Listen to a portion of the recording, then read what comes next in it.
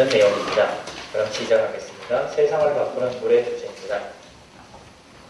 물과 지형 변화에 관한 것입니다. 물과 지형 변화에 관한 것이 18쪽에 나와 있는 내용인데요.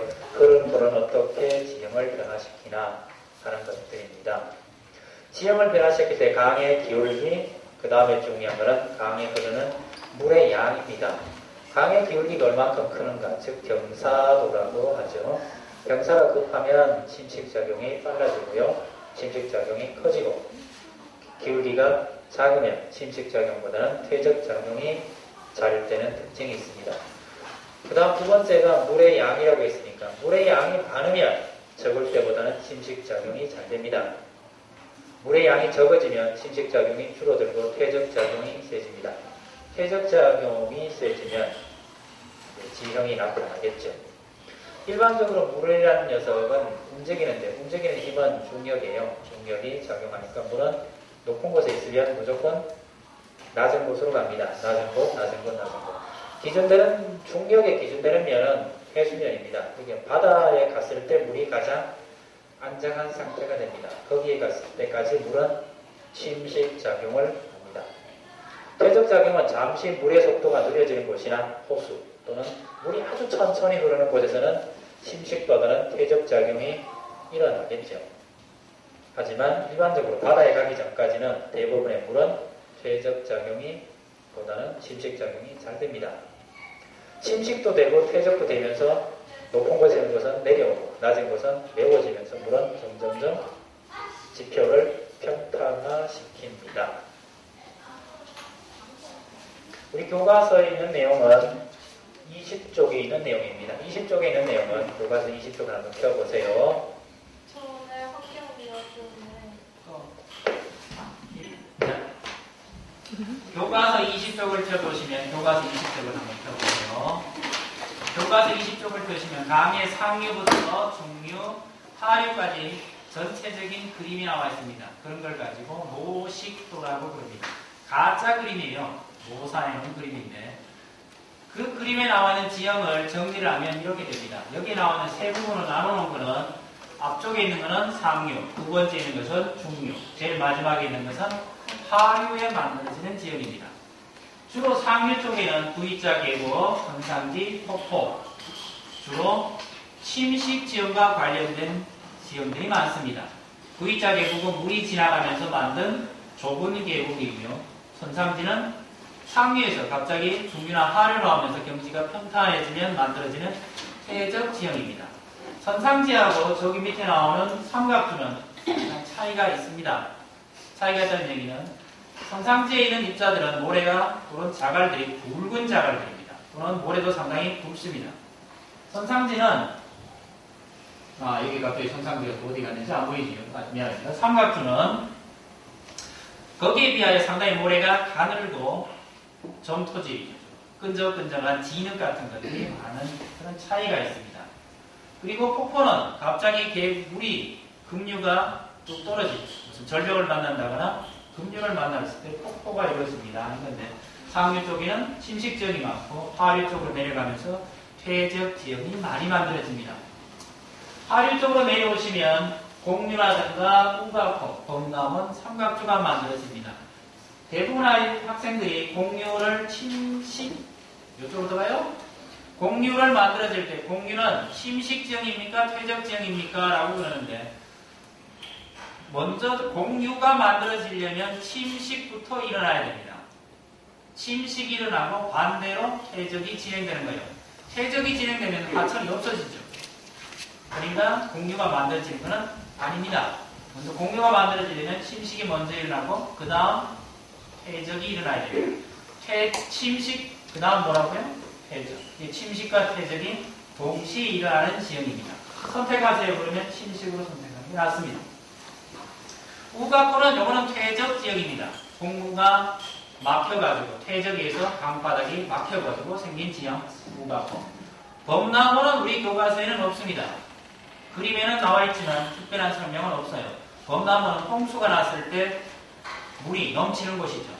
넘쳐서 어떡합니까? 물이 다 빠질 때까지 계속 무엇이 진행되냐? 퇴적이 진행되죠. 현재 우리나라에서는 범나무는 거의 없습니다.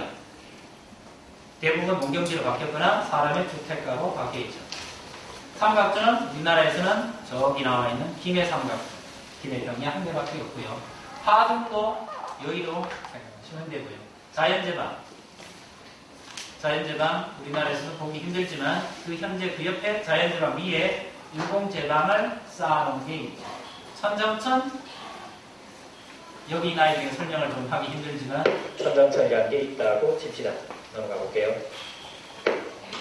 V자 계곡은 산 모양이 계곡과 계곡이 멀리서 보면 V자 같이 생겼다. 그래서 V자 계곡이에요. 특별한 이유는 없어요. 멀리서 보면 뭐가 생겼어요? V자 같이 생겼다. 그래서 V자 계곡. 주로 좁고 긴 계곡입니다. V자 계곡에는 중간중간 급류라든가 폭포 같은 것들이 나타납니다. 이것들은 대부분 침식 지역입니다. 급류 타기하고 있는 모습이죠. 어떤 사람은 그걸 좀 제가 훔친 겁니다. 저작권 걸리면 저 상관없고요. 이거는 우리나라에 있는 지형이 아니고 미국에 있는 지형인데요. 선상지입니다. 산에서 내려오던 물이 갑자기 평지에 만나면서 부채 모양으로 만들어지는 지형. 그래서 선상지, 부채 선자 써서 선상지 그럽니다. 선상지란 말보다는 은행 이파리로 많이 닮았죠. 은행 이파리 뭔지 아시죠? 은행 이파리. 여기 나와 있는 하얀 것들은 소금입니다. 소금이에요. 물에 씻겨 내려온 소금이 여기 물이 마르면서 퇴적이 돼가지고 만들어진 거예요. 이건 뭐 타클라마칸 사막에 있는 것 선상지인데요. 이건 좀 큽니다. 우리나라 정도 크기가 돼요. 멀리서 보면 선상지로 보이지만 가까이서는 선상지가 아니죠. 이건 뭐라고? 선상지. 부채 모양의 지형 선상지. 우리나라의 선상지인데 이거는 사천에 있는 선상지인데 작습니다. 우리나라는 지형이 굉장히 급격하지는 않습니다.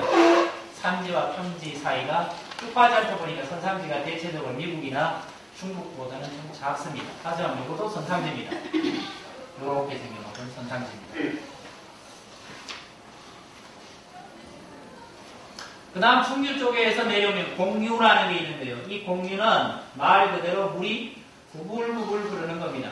공유, 뱀같이 이렇게 흘러가다가 이건 현재 물이 흐르는 지형이고요. 여기 나와 있는 이 지형은 옛날에 물이 흘렀던 지형입니다. 그리고 여기 있는 이 지형을 가지고 우리 교과서에는 없지만 다음 가운데 있다 그래서 하중도 그럽니다.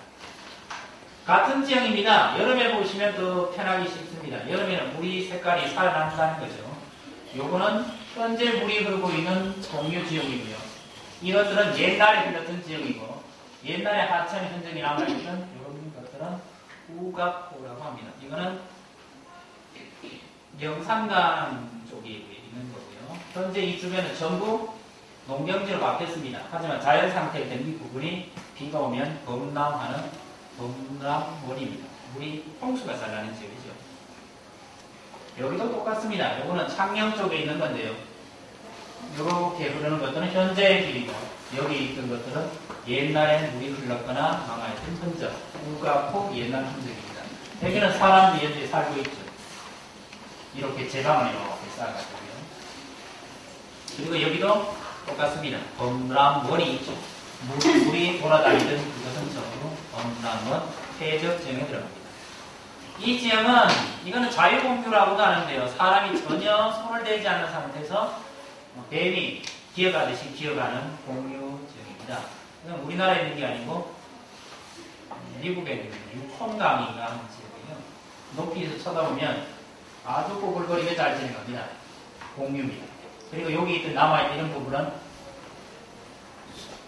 우각호라고 하고 이 양쪽에 있는 낮은 지역은 비가 오면 물이 범람하거나 또는 눈이 녹거나 비가 녹았을 때 범람하는 범람원 하죠. 범람원은 퇴적 지형에 들어가죠. 공유는 우리나라 공유는 지형이 굉장히 오래됐습니다. 우리나라 지형은 근세에 생긴 게 아니고 거의 수억 년 된 지형이다 보니까 낮아졌다 높아졌다 낮아졌다 높아졌다를 반복해요. 반복하다 보니까 우리나라 지형에서는 V자 계곡에서도 공유 지형이 나타납니다. V자 계곡에서도 나타납니다. 이거는 강원도 영월 쪽에 있는 지형이고요. V자 계곡에 공유가 나타나는 지형이에요. 이런 지형은 옛날부터 마을이 인기 따왔죠. 우리 교과서 23쪽에 있는 내용입니다. 우리 교과서 23쪽에는 왜 공류가 사람 사는데 유리합니까? 그러면 물길 자체가 외적이라든가 산짐승이라든가 필요한 도둑이라든가 사람에게 살 때 좀 불리한 그런 것들을 막아주는 역할을 한다는 얘기죠. 그래서 이런 지역에 사람들이 잘 모여 삽니다. 현재에서는 조금 사는데 불편해요. 너무 외적이라든가 뭐 도둑이 짐승이 없어진 상황에서는 여기는 상당히 교통이 불편합니다. 그래서 현재는 잘 살진 않지만 옛날에는 상당히 살기 괜찮았습니다. 우리 교과서에는 뭔 지역이 나오냐? 우리나라에 있는 하회마을이 나와 있고요. 체코슬로바키아인가 무슨 그 지역에서도 하나 나와 있죠. 이런 지역이 많이 있습니다. 상당히 유리한 지역입니다. 이 지역은 사막에 있는 범람은 나일강을 나타냅니다. 초록색으로 보이는 부분은 숲이라든가 물이 있는 곳이고 황색으로 나타내는 부분은 물이 전혀 없는 사막 지역입니다. 전체적으로 공유고요. 이런 것들은 무가 앞에 들어가고요. 여기는 삼각주죠. 한꺼번에 다 나타나는 건데 물론 더 이상 나일강은 범람하지는 않습니다. 댐을 막아가지고 범람하지는 않아요. 댐을 막아서 범람하지는 않고 그러니까 좋은 겁니까? 라고 하는데 좋은 것도 있고 나쁜 것도 있죠. 범람하지 않으니까 1년 내내 농사를 지을 수는 있습니다. 물을 퍼올려가지고 물을 퍼올려서 홍수가 나지 않으니까 농사를 많이 지을 수 있는데 단점도 있습니다. 범람을 했을 때는 1년에 농사를 한 번만 짓습니다. 하지만 비료를 칠 필요는 없었어요. 비료를 안 친다는 얘기는 그냥 뿌리기만 해도 식물이 잘 자랐죠. 물이 흘렀을 때는 물이 콸콸콸 흐르면 수소곤충들, 모기라든가 파리들이 살지를 못합니다. 하지만 물을 가둬버리니까 파리라든가 곤충들이 많아서 전염병이 좀 많이 생긴다. 그런 단점도 있습니다. 요거는 뒤에 나오는 주제니까 그때 하기로 하고요. 현재는 나일강은 범람하지 않습니다. 하지만 나일강 끝에는 나일강 삼각주 하는 것도 있습니다. 이 삼각주는 메콩강에 있는 메콩강 삼각주입니다. 보기에는 굉장히 깊은 바다 같은데 굉장히 얕은 강입니다. 이쪽은 강이고요. 이쪽은 바다 쪽입니다. 바다에 육지에서 실려온 퇴적물들이 천천히 퇴적되면서 하구 쪽에 천천히 쌓이는 거죠. 늪지대입니다. 이건 우리나라 지역이죠. 우리나라 삼각주, 김해 삼각주인데 이것들은 낙동강이고요. 이거는 바다입니다. 이렇게 생긴 이유는 옛날에는 물에서 이렇게 내려오니까 이 삼각주가 바깥으로 자라났는데요. 물이 현재 이렇게 뚝을 막아가지고 물이 더 이상 내려오진 않아요. 그러다 보니까 바다에 침식을 받아가지고 안쪽으로 이렇게 밀리는 모양이에요. 파도가 치면 안쪽으로 밀려 들어갑니다. 옛날같이 홍수가 확 나면 이게 반대쪽으로 휘어지죠. 네, 그런 지역입니다. 옛날에는 이 지역이 전부 바다였다는 거죠. 근데 현재 메워져서 삼각주, 농이라든가 주택가 또는 도시로 쓰이고 있고 공항도 쓰고 있습니다. 그리고 김해공항입니다. 여기 있는 게 김해공항이에요. 상당히 크죠. 공유 한번 나와봤고요. 이거는 여러분들이 이런 데 꼭 한번 가보시기 바랍니다. 경상북도 예천에 있는 회룡포라는 지역입니다. 지역이 참 예쁘죠. 하양 백사장도 있고 사람도 살기 괜찮아 보입니다. 공유입니다. 자, 정리해봅시다. 물은 천천히 어디로 흐릅니까? 아래로 흐릅니다. 물이 위로 흐를 일은 없습니다. 물은 흐르면서 물 힘 그것 때문에 주변에 있는 돌, 암석, 자갈을 가지고 내려가면서 주택을 변화시킵니다. 침식을 시키는 지형도 있고 퇴적을 시키는 지형도 있습니다. 침식을 시키는 지형은 익혀보세요. 폭포, V자 계곡. 이거는 한 번씩 익혀보시기 바랍니다. 폭포라든가 V자 계곡 익혀보시고요. 퇴적으로 만들어진 지형은 선상지, 삼각주, 범람원. 한 번씩 익혀보시기 바랍니다. 선상지, 삼각주, 범람원. 침식도 되고 퇴적도 되는 지형은 있죠. 공유라든가 우가구는 침식과 퇴적이 동시에 일어나야 만들어지는 지형입니다. 다음 시간에는 바람, 빙하, 지하수가 변화시키는 지표 변화에 대해서 알아보도록 하겠습니다. 바람, 바닷물, 빙하, 지하수 이 세 가지입니다. 다음 시간까지 뵙겠습니다. 시간은 바다, 바람, 빙하, 지하수가 변화시키는 지표 변화에 대해서 알아보겠습니다. 제일 먼저 우리 교과서에 나오는 부분은 24쪽에 있는 사막의 지형은 사막의 바람은 모래를 날린다. 그래서 사막 지형 변화에 대해서 나옵니다. 우리 교과서 26쪽에 있습니다. 사막에는 대부분의 모래바람이 많이 붑니다. 모래바람이 많이 분다는 얘기는 모래를 잡아줄 풀이라든가 나무들이 없기 때문입니다. 모래바람은 침식작용이 아주 강하게 나타나는 특징이 있습니다. 최적 지형은 여기서 한 개밖에 없습니다. 여기 사고 나오는 바로한. 대부분의 사막의 지형은 침식 지형입니다. 사고, 바로한 하는 것들인데 사고는 일반적으로 모래 지형이라 그러니까 사막에 있는 모래라고 했을 때는 바로한이라고 불러주는 게 맞습니다. 그 다음에 버섯바위, 삼능석, 오아시스 이런 것들은 전부 침식 지형이 아닌 침식 지형이죠. 퇴적 지형이 아닙니다. 각각 한 개씩 보도록 하겠습니다. 사막이라 합니다. 그러면 가장 많이 나타나는 지형이 이런 지형입니다. 밑에는 건조한 사막이고 돌멩이 모양입니다. 그래서 버섯바위입니다. 버섯바위는 밑이 바람이 아무래도 무겁기 때문에 위로 날리지 못하고 지표면으로 깔리죠. 그래서 밑쪽이 침식이 잘 되고 위는 상대적으로 돌대에서 적은 지형이 나타납니다. 버섯바위입니다. 물론 인석들은 점점 침식이 될 때마다 내려앉아서 나중에는 땅에 탁 달라붙어가지고 삼능석 같은 모양으로 바뀔 겁니다. 사막에는 이 오아시스가 있어야 하는 사막입니다. 그래서 사막의 희망이죠. 오아시스는 지하수면을 노출시킨 겁니다. 모래가 지하수면을 침식시켜서 나타나는 지형 오아시스입니다. 지하수가 용출되면 그 용출되는 지형에는 사람이 살 수 있고 자그마한 식물도 키울 수 있으니까 좋은 지형이 만들어집니다.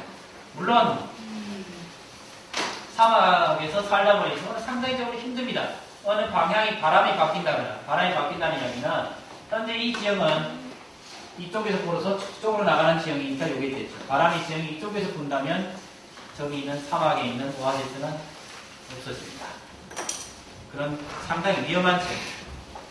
사구 지형으로 나타나는 지형인데 바르한 초승달 모양이죠. 초승달 모양입니다. 이렇게 이쪽에서 바람이 불어서 이리 넘어가는 지형입니다. 이쪽은 모래가 단단하지만 반대쪽은 모래가 푹석푹석합니다. 이쪽으로 넘어가시는 산면의 지장이 좀 많습니다. 바르한 퇴적 지형입니다. 네. 사막에 주로 나타나는 모래바람은 침식 지형이 강합니다. 한번 익혀두시고요. 버섯바위, 삼능석, 오아시스. 퇴적 지형은 사구 또는 바르한 하시면 됩니다. 여기서 여러분들이 제일 힘들게 하시는 게 저 오아시스 지형입니다. 아마 절반 정도는 시험 나오면 풀릴 겁니다. 여기 지금 수다 드는 학생, 다리 내놓고 다리 흔드는 학생, 저런 학생이 다음 나머지 하나와 다른 것은 그랬을 때 여러분은 절반 정도는 오아시스라고 칩니다. 그래요? 예, 오아시스는 생물이 사니까 다른 지역으로 생각하시고 네, 버섯바위, 삼능석, 사구에는 생물이 살지를 못합니다. 그래서 다른 지역을 하는데 그게 아니고 버섯바위, 삼능석, 오아시스는 전부 무슨 지역입니까? 침식 지역입니다. 삼능석은 이런 모양입니다. 능이 3개로 깎여서 나온 지역인데 어쩌다 보니까 삼능석이 좀 앞에 가야 되는데 뒤에 왔죠. 이건 제가 편집하다가 잘못한 것 같습니다. 익혀두시기 바랍니다. 한 페이지 우리 교과서 넘기시면 교과서 27쪽에 있는 내용입니다. 27쪽은 전 세계 바닷가 지형에서 만들어지는 바닷가 지형, 즉 파도가 육지를 어떻게 침식시키냐 하는 거의 지형입니다. 여기도 물론 퇴적 지형보다는 침식 지형이 훨씬 더 많습니다. 육지 쪽을 심각하게 침식시킨 해식 절벽, 해식 절벽에 구멍을 뚫으면 그걸 해식 동굴, 해식 동굴. 파도가 육지를 깎아가지고 바다 밑이 편편하게 나타난 지형은 하식대지 그럽니다. 해빈은 일반적으로 모래 지형인데 모래가 쌓이는 지형을 해빈 그럽니다.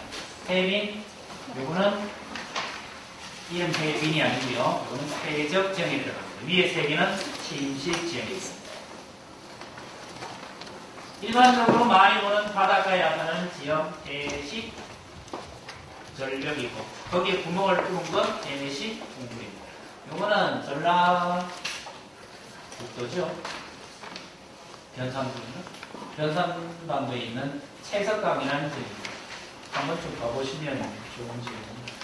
심식작용이 집중돼서 그런 지형이 나타납니다. 같은 지형입니다. 물 빠졌을 때, 채석강에 물 빠졌을 때 사람이 들어갈 수 있는 바닷가에 평평한 지형이 나타납니다. 평평한 지형, 여기 사람 2명이 들어가 있죠. 평평한 지형, 이걸 파식대지입니다.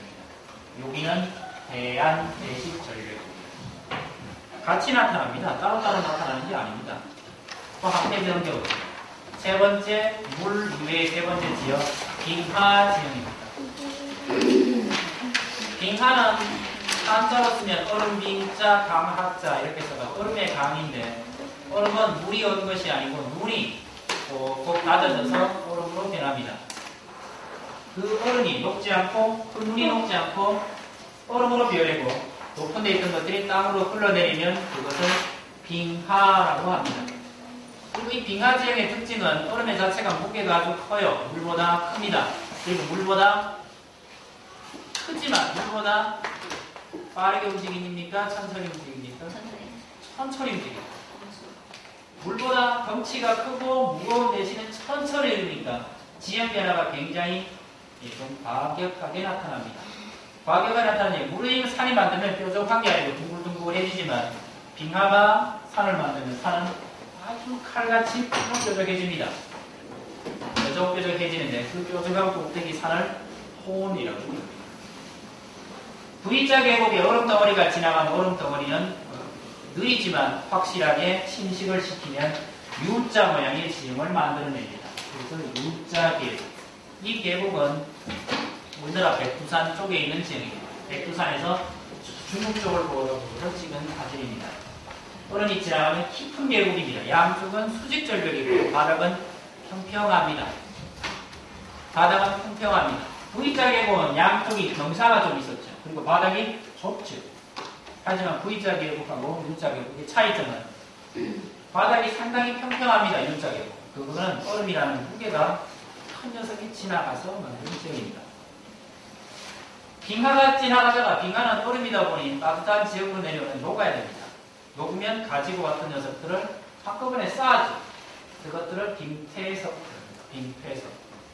퇴적 지형입니다. 이 빙퇴석은 크기의 구별이 없어요. 그냥 그 자리에서 뭐든지 다 쌓아놓고 갑니다. 크기의 구별이 없다는 게 특징입니다.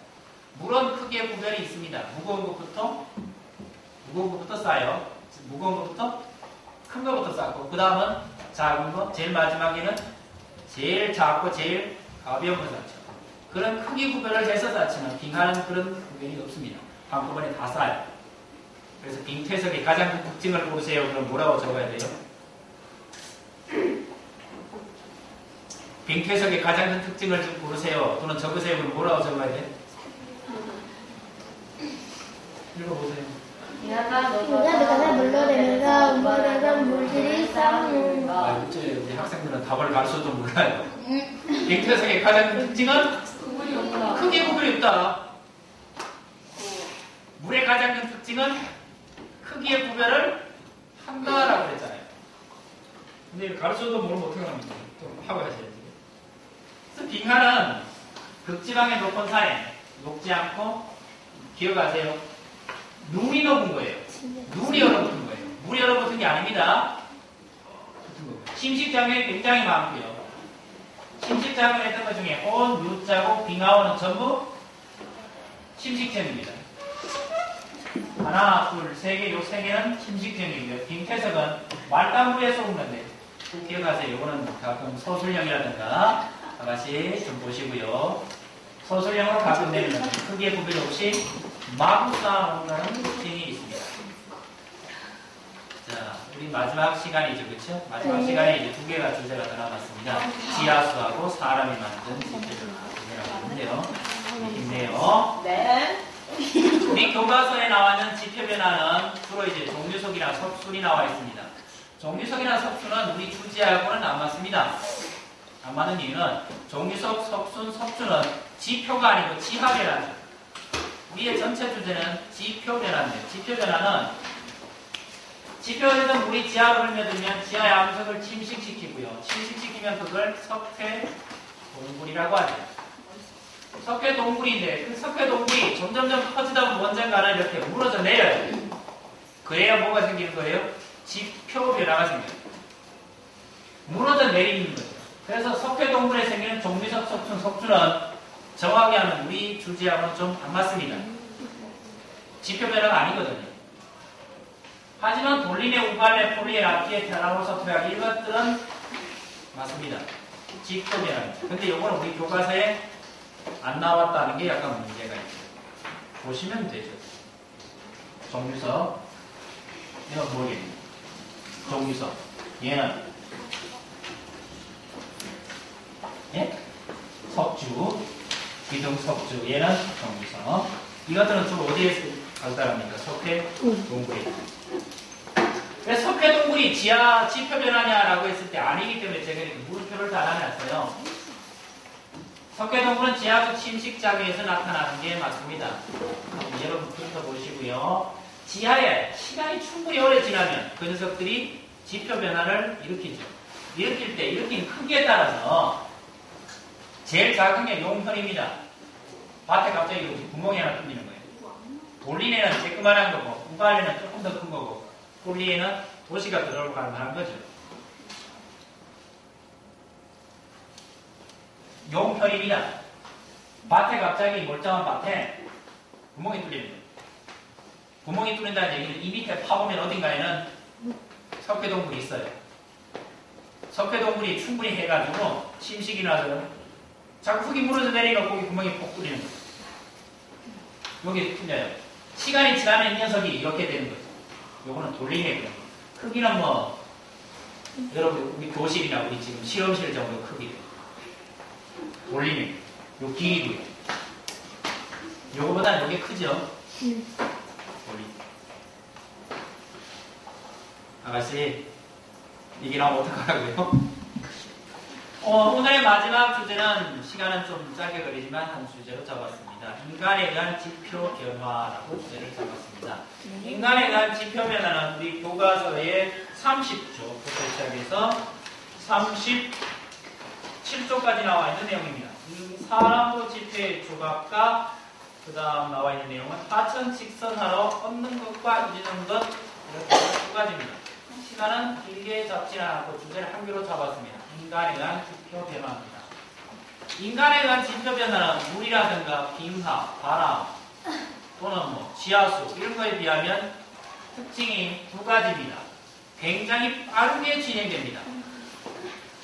메모를 좀 해놓으시는 게 좋으실 겁니다. 인간에 대한 지표 변화의 특징을 적으시면 굉장히 빠르게 진행됩니다. 사람은 산을 하나 깎아먹는데 1년이면 다 깎아요. 불도저 가지고 밀어붙이거나 콘크리트 불착기 가지고 밀면 1년이면 됩니다. 그 다음 자연에 대한 변화는 굉장히 느리고 천천히 진행된다는 특징이 있는 데 비해서 인간에 대한 변화는 인위적이에요. 인간의 필요에서 합니다. 우리 교과서 37쪽을 한번 보시기 바랍니다. 미안합니다. 31쪽을 한번 보시기 바랍니다. 31쪽에 그림 4장이 나와 있죠. 첫 번째 채석장 나와 있고요. 두 번째 어디 나와 있습니까? 31쪽의 두 번째 그림은 바다를 메워서 만든 홍합, 세 번째는 바다를 메워버린 방파제, 네 번째는 댐. 이런 것들은 자연에 의한 것이 아니고요. 자연에 의한 것이 아니고 사람의 필요에 의해서 굉장히 짧은 시간에 만들어진 겁니다. 그러다 보니 어떤 결과가 생길지 아무도 거기에 대해서는 장담을 못합니다. 사람의 경제활동에서 지표 변화를 말한다. 이렇게 나와 있고 채석장, 공강, 댐, 도로, 광산 굉장히 많습니다. 이거 말고도 10가지 하면 수십 가지는 더 있습니다. 인간에 대한 지표 변화를 하면 이쪽은 좋은 점이고요.